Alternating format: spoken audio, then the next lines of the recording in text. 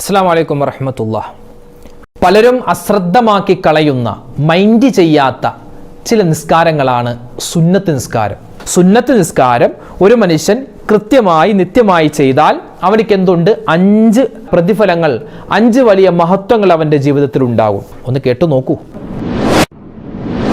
ഓരോ സുന്നത്ത് നിസ്കാരങ്ങളിലും വ്യത്യസ്തമായ തരത്തിലാണ് നമ്മൾ സൂറത്തുകൾ ഓതേണ്ടത്. പലർക്കും സംശയമുണ്ടാകും, ഉസ്താദേ ഞങ്ങൾക്ക് എല്ലാ നിസ്കാരത്തിലും, എല്ലാ സുന്നത്ത് നിസ്കാരത്തിലും ഒരു സൂറത്ത് തന്നെ ഓതിയാൽ മതിയോ? കാരണം എല്ലാം സുന്നത്ത് നിസ്കാരമല്ലേ, ഫർള് നിസ്കാരമല്ലല്ലോ, സുന്നത്തല്ലേ, അതുകൊണ്ട് ഏതെങ്കിലും ഒരു സൂറത്ത് ഓതിയാൽ മതിയോ എന്ന് ചോദിക്കുന്നവരോട് ചില കാര്യങ്ങൾ പറയാനുണ്ട്. ഇന്നത്തെ വീഡിയോയിൽ നമ്മൾ പ്രധാനമായി പറയാൻ ഉദ്ദേശിക്കുന്നത്, നമ്മൾ നിസ്കരിക്കുന്ന സുന്നത്ത് നിസ്കാരങ്ങളും ആ സുന്നത്ത് നിസ്കാരങ്ങളിൽ ആദ്യത്തെ റക്അത്തിലും രണ്ടാമത്തെ റക്അത്തിലും നമ്മൾ ഓതേണ്ട സുന്നത്തായ സൂറത്തുകൾ ഏതൊക്കെയാണെന്ന് വിശദമായി നമുക്ക് ചർച്ച ചെയ്യാം. പല ഉമ്മമാരും വീഡിയോകൾക്ക് താഴെ കമൻ്റായി രേഖപ്പെടുത്താറുണ്ട്, ഉസ്താദെ ഞങ്ങളുടെ കുടുംബത്തിൽപ്പെട്ട ഇന്നാലിന്ന ആൾക്ക്, അല്ലെങ്കിൽ ഭർത്താവിന്, അല്ലെങ്കിൽ മകനിക്ക്, അല്ലെങ്കിൽ മരുമോനിക്ക് ഒക്കെയായി ഈ മൂലക്കുരുവിൻ്റെ അസുഖമുണ്ട്, അർശസ് ഉണ്ട്, അത് ഭയങ്കര പ്രയാസമാണ്, ഒരുപാട് ചികിത്സകൾ നടത്തുന്നുണ്ട്. അപ്പോൾ ആത്മീയമായി എന്തെങ്കിലും ദിക്ർ ചൊല്ലാനോ എന്തെങ്കിലും തസ്ബീഹ് ചൊല്ലാനോ ഉണ്ടോ എന്ന് ചോദിക്കുന്നവരുണ്ട്. അങ്ങനെ ആ ഒരു അസുഖം കൊണ്ട്, ഈ മൂലക്കുരു പോലെയുള്ള അസുഖം കൊണ്ട് പ്രയാസപ്പെടുന്നവർക്ക് ഒരു ആത്മീയമായ ഒറ്റമൂലി മഹാന്മാരായ ഉലമാക്കൾ നമുക്ക് പറഞ്ഞു തരുന്നുണ്ട്. ഒരു സുന്നത്ത് നിസ്കാരത്തിൽ ഇനി പറയുന്ന ചില സൂറത്തുകൾ ഓതിയാൽ ഈ അസുഖം പൂർണ്ണമായും മാറുന്നതാണ്. ഏതാണ് ആ നിസ്കാരം, ഏതൊക്കെയാണ് ആ സൂറത്തുകൾ, ഈ വീഡിയോയിൽ നമുക്കൊന്ന് കേൾക്കാം. സുബ്ഹാനല്ലാഹ്, അൽഹംദുലില്ലാഹ്. പല ആളുകളും പറ്റുന്നൊരു പറ്റ്, സുന്നത്തല്ലേ, ഈ നിസ്കാരം തന്നെ സുന്നത്തല്ലേ, പിന്നെ ഇതിൽ ഫാത്തിഹയ്ക്ക് ശേഷം പിന്നെ ഒരു സുന്നത്തായിട്ട് ഏതെങ്കിലും സൂറത്ത് ഓതേണ്ട കാര്യമുണ്ടോ? വളരെ സുന്നത്തിൽ സുന്നത്ത്, അതൊന്നും ഒരു കുഴപ്പമൊന്നുമില്ല, അതൊന്നും ഓതിയില്ലെങ്കിൽ ഇപ്പോൾ നിസ്കരിച്ചില്ല ഒന്നും പറ്റൂല എന്ന് ചിന്തിക്കുന്ന ചില ആളുകളുണ്ട്. ഓതിയില്ലെങ്കിലും ഒരു കുഴപ്പമില്ല, അള്ളാഹു പിടിച്ച് ശിക്ഷിക്കുകയൊന്നുമില്ല.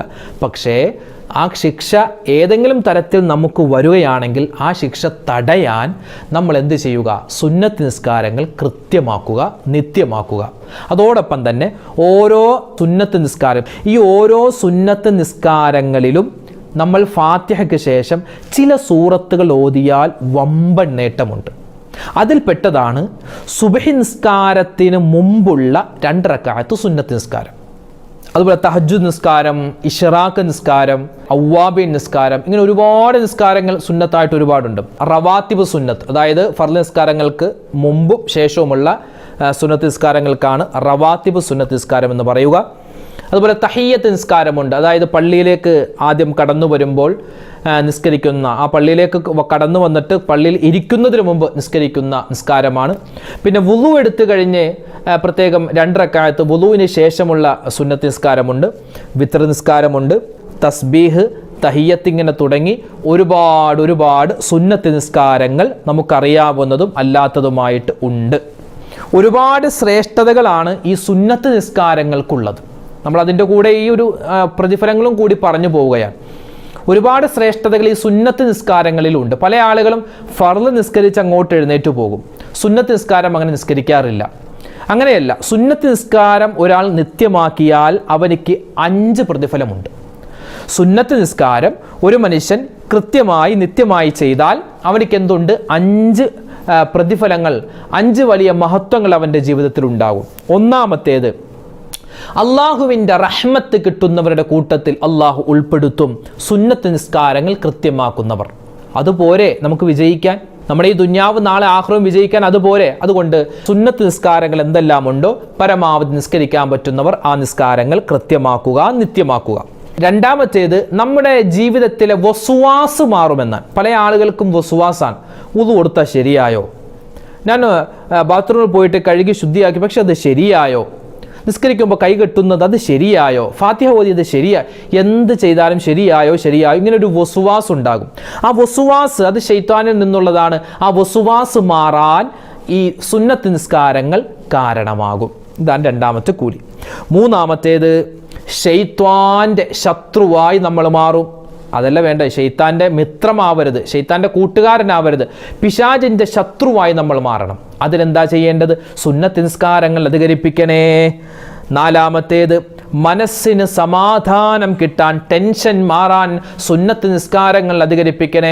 മുത്തുനബി മുഹമ്മദ് മുസ്തഫ സ്വല്ലല്ലാഹു അലൈഹി വസല്ലമ തങ്ങൾക്ക് എന്തെങ്കിലും ഒരു വിഷമം വന്നാൽ, സങ്കടം വന്നാൽ ഉടൻ തന്നെ വിധങ്ങൾ നല്ലതുപോലെ വുളുവെടുത്ത് പള്ളിയിലേക്ക് വന്ന് 2 റക്അത്ത് നമസ്കരിക്കും. നല്ല രൂപത്തിൽ നിസ്കരിച്ചിട്ട് ദുആ ചെയ്യും. എന്നിട്ട് പറയും, എൻ്റെ ഹമ്മുകൾ എങ്ങോട്ട് പോയെന്നറിയില്ല, എൻ്റെ പ്രയാസങ്ങൾ എങ്ങോട്ട് പോയെന്നറിയില്ല. അപ്പോൾ പ്രയാസങ്ങൾ വരുമ്പോൾ 2 റക്അത്ത് നിസ്കരിച്ച് അള്ളാഹുലേക്ക് ദുആ ഇറക്കണം. അപ്പോൾ സുന്നത്ത് നിസ്കാരത്തിൻ്റെ 4ാമത്തെ കൂലിയാണ് പറഞ്ഞത്. 5ാമത്തെ പ്രതിഫലം എന്ന് പറഞ്ഞാൽ, നമ്മൾ നിസ്കരിക്കുന്ന എല്ലാ ദിവസവും നമ്മളിങ്ങനെ നിസ്കരിച്ചു കൊണ്ടിരിക്കുന്ന ഫർദ് നിസ്കാരങ്ങളുണ്ടല്ലോ, സുബഹി, ളുഹർ, അസർ, മഗ്രിബ്, ഇശ. ഈ ഫർദ് നിസ്കാരങ്ങളിൽ നമ്മൾ പലപ്പോഴും ചില അബദ്ധങ്ങൾ ചെയ്യാറുണ്ട്. ചിലപ്പോൾ മനഃപൂർവ്വമായിരിക്കില്ല, മറന്നുകൊണ്ടായിരിക്കാം, അല്ലെങ്കിൽ പറ്റിപ്പോകുന്നതാകാം. ചില കുറവുകളും പോരായ്മകളൊക്കെ ഉണ്ട്.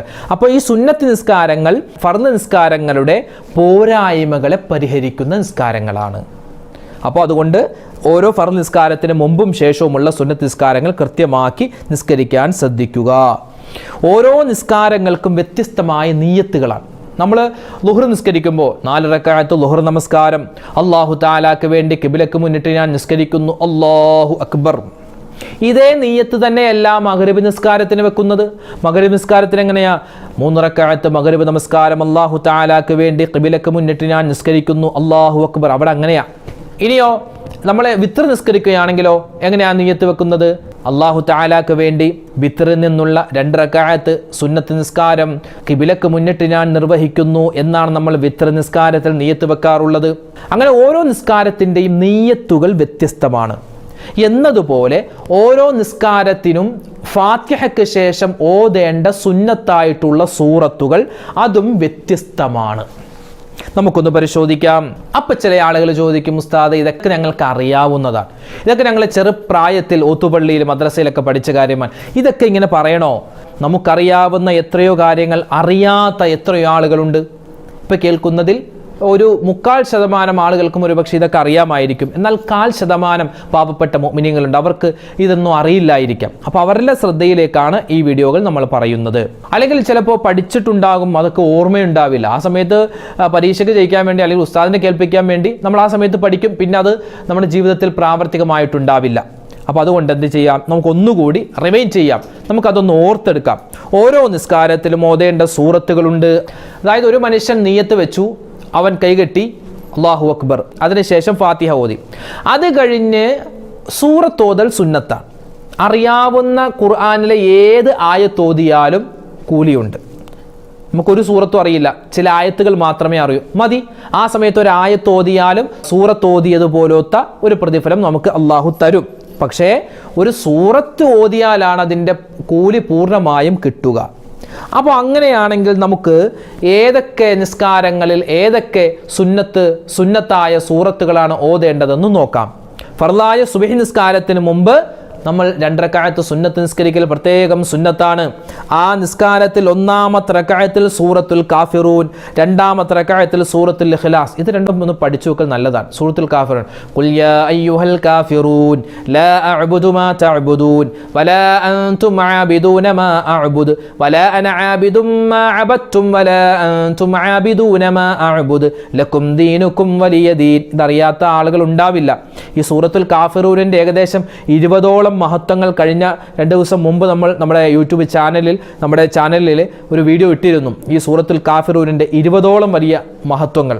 അപ്പോൾ വലിയ മഹത്വമുള്ള സൂറത്താണ് സൂറത്തുൽ കാഫിറൂൻ. 2-ാമത്തെ റക്അത്തിൽ സൂറത്തുൽ ഇഖ്ലാസ്, ഖുൽ ഹുവല്ലാഹു അഹദ് അല്ലാഹു സമദ് ലം യലിദ് വലം യൂലദ് വലം യകുൽ ലഹു കുഫുവൻ അഹദ് എന്ന സൂറത്ത്. ഇത് എപ്പോഴാണ്? എല്ലാ ദിവസവും സുബ്ഹി നിസ്കാരത്തിന് മുമ്പുള്ള 2 റക്അത്ത് സുന്നത്ത് നിസ്കാരത്തിൽ 1-ാമത്തെ റക്അത്തിൽ സൂറത്തുൽ കാഫിറൂൻ, 2-ാമത്തെ റക്അത്തിൽ സൂറത്തുൽ ഇഖ്ലാസ്.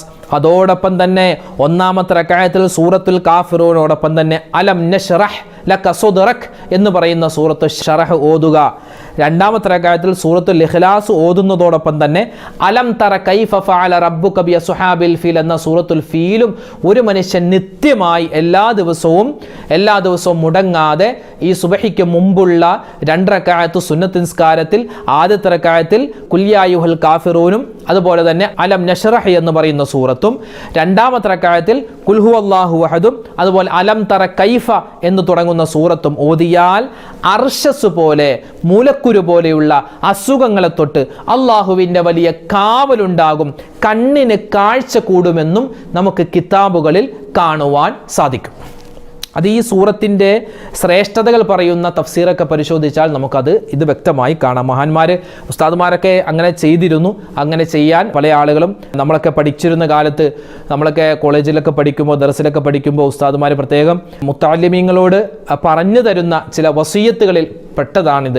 നമ്മുടെ ജീവിതത്തിൽ വലിയ ഖൈറും ബറക്കത്തും ഉണ്ടാവാൻ സുബഹി നിസ്കാരത്തിന് മുമ്പുള്ള 2 റക്അത്ത് സുന്നത്ത് നിസ്കാരം, സുബഹി തന്നെ ഒരു കണക്കിന് നിസ്കരിക്കുന്ന ഉസ്താദെ, പിന്നെയാണ് സുബഹിക്ക് മുമ്പുള്ള 2 റക്അത്ത്, അങ്ങനെ നിസ്കരിച്ച് ശീലിച്ചു തുടങ്ങണം. ഇനി ഇല്ലാത്തവരാണെങ്കിൽ അങ്ങനെ ശീലിച്ചു തുടങ്ങണം. ആ 2 റക്അത്ത് സുന്നത്ത് നിസ്കാരത്തിൽ ഈ പറയപ്പെട്ട സൂറത്തുൽ ഓതിയാൽ വമ്പൻ കൂലിയാണ്. ഇനിയോ നമ്മൾ സാധാരണ നിസ്കരിക്കുന്ന ഒരു സുന്നത്ത് നിസ്കാരമാണ് വിത്ർ നിസ്കാരം. വിത്ർ നിസ്കാരത്തിൻ്റെ 1-ാമത്തെ റക്അത്തിൽ ഫാത്തിഹയ്ക്ക് ശേഷം ഓതേണ്ടത് സൂറത്തുൽ അഅല, സബ്ബിഹിസ്മ റബ്ബിക്കൽ അഅല എന്ന് പറയുന്ന സൂറത്താൻ. അത് മൊത്തമായിട്ട് ഓതിയില്ലെങ്കിലും അവസാന ഭാഗമാകുന്ന സുമ്മ ലാ യമൂതു ഫീഹാ വലാ യഹ്യ ഖദ് അഫ്ലഹ മൻ തസക്ക വദകറ സ്മ റബ്ബിഹി എന്നെങ്കിലും അത് അവിടം തൊട്ട് ഒന്ന് അവസാനം വരെയെങ്കിലും ഒന്ന് ഓതുക, സുന്നത്ത് കിട്ടാൻ വേണ്ടി. ഇത് വിത്ർ നിസ്കാരത്തിൻ്റെ 1-ാമത്തെ റക്അത്തിൽ. വിത്ർ നിസ്കാരത്തിൻ്റെ 2-ാമത്തെ റക്അത്തിൽ ഖുൽ യാ അയ്യുഹൽ കാഫിറൂനാണ് പ്രത്യേകം ഓതൽ സുന്നത്ത്.